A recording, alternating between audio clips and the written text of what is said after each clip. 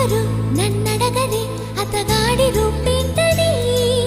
అడిగితే చూపించనా నిలువెత్తు చిరునవ్వుని మెరుపుని తొలి చినుకుని కలగలిపి చూడాలని ఎవరికి అనిపించిన చూడొచ్చు నా చెలియని ఇన్నాళ్ళిలా తనొస్తాడని చూడాలట ప్రతి దారిని ఏ తోటలో తనందోనని